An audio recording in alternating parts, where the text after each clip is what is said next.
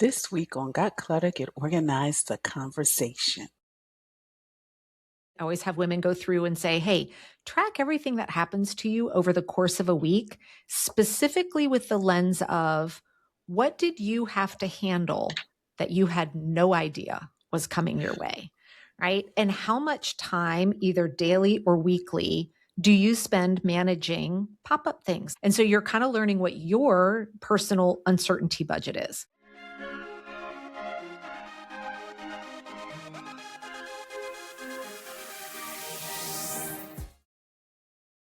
Hello and welcome to Got Clutter, Get Organized, the conversation. I'm excited because one, I have a fellow podcaster, but also because we're going to be talking about time management for women.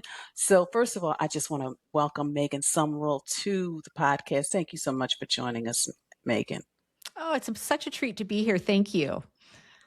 So before we get into the questions around how, women can really better manage their time and their life, what made you decide to be an expert in regards to time management and coach women? Yeah, that's a great question. When I was asked in third grade, what do you want to do when you grow up? This was not my answer. It really kind of stemmed, I think, for a lot of women that start businesses, it stemmed out of a personal need. So I actually have a over 20-year background career in IT. So I worked in the software field for over 20 years. And towards the end of my career, did a lot of consulting work where I would go into teams and restructure their operations to be more efficient, do things better, faster, cheaper. Have a lot of really nerdy certifications around project management, Lean Six Sigma, all this kind of stuff. Got married later in life, started a family a little bit older, and found myself at a really challenging spot with a toddler and a career, and the demands of both just kept butting up against each other. And had a very pivotal day when a complete stranger asked me the question, what do you do for fun? And I realized I didn't have an answer. And not only did I not have an answer, but I didn't even realize that had happened over the course of the years as my life changed. And so thankfully, it was a wake up call for me. And I really started digging into like, what the heck happened? And found out, through my own discovery that the tools and the systems I'd been taught for planning and managing my time, all the Franklin Covey courses and full focused planner things, all of that were fundamentally designed by people who were not living the realities of my life. And so I thought, you know what? I need to throw all of this away and create a system based on the training I have that supports what my reality is, which is a ton of uncertainty, a lot of unpredictability, shifting between employee, mom, wife, all of that. And so I created what is now known as the TOP framework, which is what I teach to other women. But I did it again as a need for myself. And over time, women started saying, how are you managing everything? And so a group of women once asked if I would teach them what I was doing. And that ended up being the catalyst to ultimately have me leave my career and build what is now known as the Pink Bee, which is the company that delivers this training. So my first question is, a lot of times we feel exhausted, Oh, yeah. um, but we're not doing anything. So what really is, draining our energy if we aren't Yeah. doing anything? And this is really at the heart of where I was saying those planning systems weren't built for a reality like I was living. What ends up being a massive drain for women today, it's not so much the stuff that lives on our precious to-do lists or task lists. It's the amount of context switching that we're doing all day long, right? So encourage women to think about what are all the roles that you play, like really different roles that mean that you have to kind of shift gears and move into a different way of thinking. And for some women, it might include, being a mom or a caregiver to their elderly parents. It might include being a chef. It could include being a business owner or an employee. It could be included being a wife or a sister or a daughter, whatever all of those are. And when you look at traditional planning systems, they're operating from a subtle assumption, which is you context switch 2 times a day. You wake up in the morning, you're you, then you switch gears into work mode for 8 or 9 hours, and you get to stay in work mode. Even though you might be doing a lot of different projects, you're in work mode, and then you context switch back to yourself at the end of work. For women, we are context switching 10 times before breakfast sometimes. And that it's just become such a foundational part of our life. We're not even aware that that's happening, but that is a massive drain on our energy. Mm. And as you were talking, Megan, I was thinking about when I was in that role of caregiver for my mother. And Mhm. in my mind, I think I can do certain things, but then I realize I can't. I either need to choose between the business, taking care of her, or just, and it got to the place where I said, you know what, I need to just put the business aside for a moment because it was too much. Because, like you said, you're switching. And then when you're in that caregiving role, you're really switching. It's like, okay, what are we Mhm. doing? Where are we going? So, yeah, you're so right. So, how does that poor planning as well as overcommitment kinds of overwhelmed us mentally and physically in regards to fatigue? Yeah, I mean, overcommitting, it happens very kind of subtly, right? It's it's never the big, hey, could you take on this project that's going to take 3 months? That's not what leads us into the overcommitting. It's all of the small, very hidden requests on our time that build up. And for women, it often presents itself in a form of people pleasing. We are conditioned from birth to please, to say yes, to absorb, to support. That's what good girls do. That's what kind women do. That's what thoughtful people do. We look around, we see what needs to be done, and we just quietly step in and do it. And so for most of us, it's not even a conscious decision of, oh, I'm going to say yes to it. It's, oh, I see this thing needs to be done. Let me be helpful and jump in and just handle that. I even caught myself almost doing it last night with my husband, who we're juggling a lot right now, moving his mom here actually tomorrow. And there's a lot of tasks in play, and I have some, and he has some, and he was having problems with technology, and I caught myself in the moment saying, "I'll take care of that. I got that tomorrow." And I had to stop and go, "No, no, I don't, because that will get me overcommitted." And so it's not a character flaw. It's actually stemming from a really beautiful, kind place. But when we don't protect it, then we end up taking on other people's stuff so much that is really where the overcommitment is coming from. It's not the Mhm. big things that are easy to look at it and think about and very cautiously say yes or no to. And you were saying, and I was thinking of someone who says yes to so many little things that it's like they're overcommitting themselves. And I said, sometimes you just got to think about what are you actually doing now? Yeah, and So, that's yeah, why planning becomes so yeah. critical. If you don't have a visual tool that is showing you, here's your actual capacity, here's the time already spoken for with everything else that you've said yes to, all we're typically making decisions of right now is whatever we can see on our mobile phone. Hey, tomorrow, could you do blah, blah, blah? And so you open up your phone and look at one day's worth of information, what's on your calendar tomorrow, right? And you're like, oh, yeah, I've got all the time in the world. So we continue to say yes because we don't have the right visual tool that is showing us the reality of our time. And I'm glad you mentioned that because one of the things I had to learn for myself, like you said, you look at that small calendar, but Mhm. then you don't look at what's going on afterwards. All and around it and in the And cracks and in the white spaces and everything. Yes. because I had to share with somebody, I said I had to realize for myself when I have to travel for a client, I need that moment of pause so that I don't book myself the next day. Even if I book myself in the afternoon, that's fine, but I need a moment just to kind of between the traveling, the working, the this, the that, and the juggling of everything Yes. else. So yeah, you're right. And I tell people that's why I love digital calendars, but I also like my planner as well. So Yes, I am still, even though I love technology, I'm still a paper yeah, planner gal, and yeah. everything I teach can be done on a digital calendar. It doesn't have to, but if you're going to be digital, you need to be looking at a full screen worth of information, like a whole week's worth or month's worth of information, which you cannot get from your phone when you're making No, you decisions can't. about your time. No, you can't. No, you can't. So, what are some of the biggest time wastes you see? Where I see a big suck of time that could be Okay. optimized, and we sometimes we Mhm. look back, we're like, "Oh, I wish I'd made better choices," is Mhm. all of a sudden you're presented with maybe an hour of free time you didn't think you had, right? Or you got something got done early, that appointment ended early, and you're like, "Oh my gosh, I've got a whole hour ahead of me that I didn't think I was gonna have."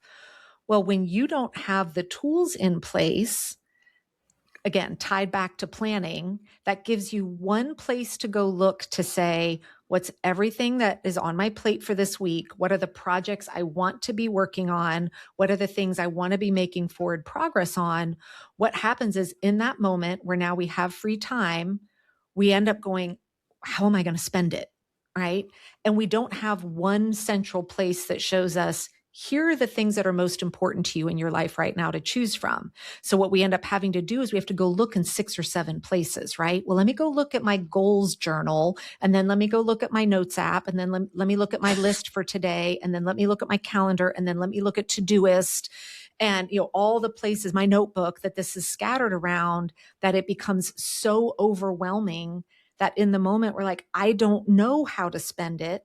So then we go, well, surely my phone must have the answer, right? And now it's 30 minutes later and I've been scrolling Instagram reels, and that hour that could have been spent doing something that was really important to me instead was spent, in something I'm wishing wasn't a great use of my time, because I didn't have the tools and infrastructure in place that supported me in the moment to say, hey, do one of these 3 things, Megan, and you're going to be so glad that that's the choice that you made.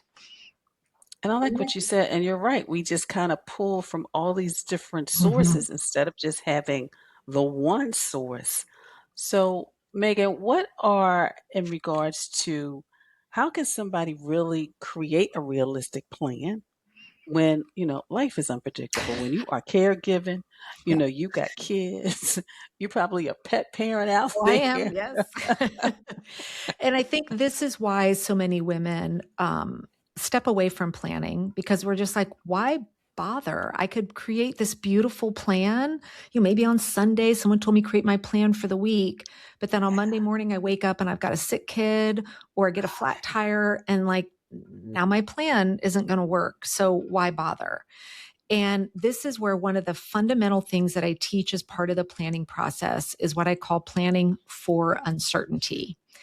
And it's similar to, if you were to work with a financial advisor or, someone in that space, a lot of them give a really good recommendation of you need to create an emergency fund, right? So maybe you discover for your family that historically speaking, maybe you have $5,000 of emergencies that pop up over the year with the tires Mhm. that need replacing or the hot water heater that blows. Well, then what they have you do is every month just auto draft, right? Get that money out of your account and into a separate account so the money's there when you need it. Excuse me. Well, when we think about planning with our time, we can do the same thing. And this is what I call planning for uncertainty. So, through your own kind of time audit, I always have women go through and say, hey, track everything that happens to you over the course of a week, specifically with the lens of what did you have to handle that you had no idea was coming your way, right? And how much time, either daily or weekly, do you spend managing pop up things, things you never could have planned for? And so you're kind of learning what your personal uncertainty budget is. So for me right now, I know I'm in a season of life where during my work time, I'm going to have about 4 hours of work every week that comes in that I can't plan for. I also Mhm. know personally, I'm going to have about another 3. So what this allows me to do is when I'm creating my plan for the week, I protect 4 hours randomly and another 3 for personal, and I spread them out. So then if Monday morning hits and I thought, oh, I'm going to record a podcast this morning, but one of those things has landed in my lap, now instead of it creating a domino effect, where now my only solution is to stay up late or wake up early, I can say, hey, I'm going to move that podcast time I was going to do this morning into one of those hours I had just protected on my calendar. And so now, while your plan may not execute beautifully, it's like a puzzle. You can just move the blocks around and the time is there.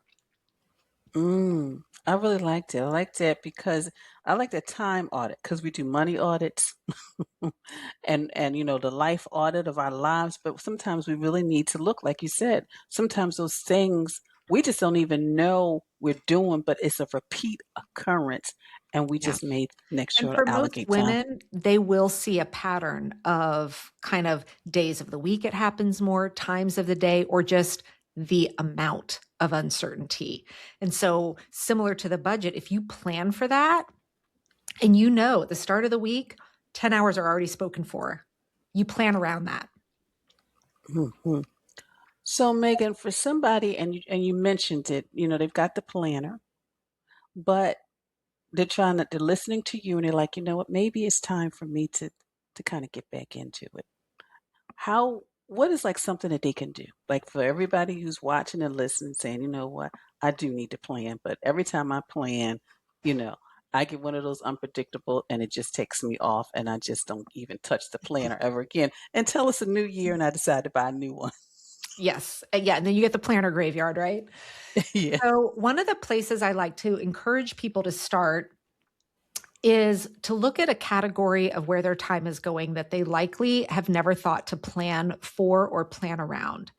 And this is really understanding not the commitments on your calendar, not the appointments, right? That's the easy part. Everyone knows how to do that.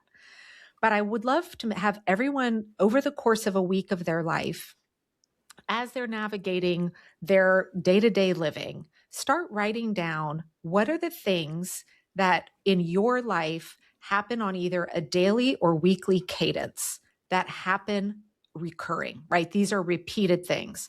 Maybe you've got a huge family and it's laundry, and laundry takes up 2 hours of your week. Maybe it's grocery shopping. Maybe in business, it's recording a podcast episode every single week, right? And I want everyone to make the list of what I call your recurring tasks. What are the things that happen? Like have a list for daily and have a list for weekly. Now, I'm not talking about the things that take a couple seconds and happen on Mhm. autopilot, right? Me making my coffee in the morning, I'm not putting that on my daily list. I have a routine for that. It happens. It's not quote taking up time, but it's all the other subtle ones that we kind of handle in the moment. Well, I'll go grocery shopping sometime this week. Well, I'll make sure I get that newsletter written. And the things that might live in a task list form as you're brain dumping during the day, I want you to look at it over the confines of a week. And then I want you to go next to each one and write down about how much time does that take? Right? Because again, similar to budgeting, this is going to give you an awareness of how much of your time every week is also already earmarked for the things that need to happen. Similar to if you were with your finances to make a list of your mortgage, your gas bill, your cable bill, right? What are the things that are already spoken for but aren't showing up on your calendar? Because this is why it's so easy to get overcommitted. It's those things that would live on a task list but never show up in our calendar that we don't have the visual tool of seeing, here's how much time is spoken for. And so once you have that, the second step is to say, hey, is there anything on here that maybe I could do in a routine form? Like, wow, it would be so much more efficient if three of these things that I did every week, I always did in order at once instead of one on Monday, one on Wednesday, one on Friday, right? We're looking for ways to create kind of efficiencies with our time, but most women don't ever think about that or have the luxury to do it because they're operating in day-to-day living, right? And this kind of brings it up a level to start saying, hey, how can I get some efficiencies? How can I get more awareness around what time is truly available for me at the start of the week? Mhm. I like that, Megan, because one of the things I had to talk to myself about was the cleaning. You kn Right. and I had to, because I was getting into the habit of what my mother did. Saturday, she did all the cleaning, the grocery shopping, the laundry, the and I'm like, "I don't wanna do that on a Saturday," and I just started breaking things up into smaller chunks throughout the week, and that worked for me to the point where I felt like I was getting things done, but also I had my weekends or even just a Yes. Friday just to kinda have some fun. And I love that you So brought that up because I think there's something also that happens for women is oftentimes we find ourselves spending time or doing routines that aren't actually a good fit for our lifestyle, but we're doing them out of habit, either because that's what we saw in our homes, or it's a routine that we built for ourselves 15 years ago when our life looks completely different. I knew growing up for us, every Monday was the day my mom washed our linens. Like that was a treat. We didn't have to make our beds. We just stripped our sheets and mom ran the sheets on Monday. And so my entire life, Monday was sheet day. And when I got my own place, I did my sheets on my, it's just what I did. And I found myself years later now working full time and, being a mom and all of that. And it was Monday morning. I'm like, ah, and I'm getting the sheets and I stopped. I'm like, what am I doing? This is like the Mm. worst day of my week to Oh, yeah. possibly add this task in. And I started laughing. I was like, this is because this is the way I was raised. And so to have like what you did with your Saturdays, if you're not enjoying something or something feels really heavy, give yourself permission to stop and go, why am I doing it this way? And does it have to be this way? That is wonderful.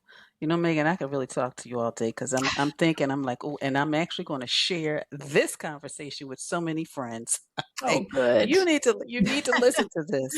So, Megan, I want you now to talk about your podcast, but also Mhm. about your programs that you have for your clients. Yeah. So obviously, if you're listening to this, you're a podcast fan. I have a podcast called Work Life Harmony, where it's really all time management, organization, and planning strategies. And when I say organization, not Janet's zone of genius with organization, I'm talking about organization of information, like all the stuff coming at us that we ultimately need to funnel into our plan, right? So not the physical home organization. But the podcast is out there. And a great resource that I love to share with folks because it's completely free is I actually have an app available in the App Store and on Google Play. And it's called the Pink Bee, all one word. And in there, I've got some free mini trainings. And if you're interested in really understanding what this time management framework looks like, is inside the app, I break down exactly what does, T, which is time management, O, organization, P, productivity. What are those three core pillars? And what does the overall planning framework look like? So it kind of gives you a behind the scenes look, if you will, at what the planning process is that the women that come into the program learn how to master. And of course, those you watching and listening, I will have all the links so you can connect with Megan in the show page. And I think I'm going to download the app myself because I can always use more time management strategies because I feel like as I seasons of my life change, my time management has to change as well. Yeah, and that's an interesting point. What I love about this system is I've been using this system now through many seasons of life. We have women in the program in their 20s who are single. We have women actually in their 80s who said they still have a full life ahead of them. And what's really cool is the fundamental system never needs to change. What's changing are the inputs to it, right? The things Mm, competing for your time, your priorities, the level of commitments, the level of white space, that's what's always fluctuating. And so when you have the right system in place to kind of categorize that and know how to feed it into your planning, that's the beauty of this is that it can be a system that will support you through those different seasons. mm. Well, Megan, thank you so much for taking time out of your schedule to be with us today. It is greatly appreciated. My pleasure. Thank you. So, what was your takeaway from my conversation with Megan? One of the things I wrote down is it time for you to do a time audit? We every year we look through our budgets and figure out, where our spending is and how much money we're bringing in.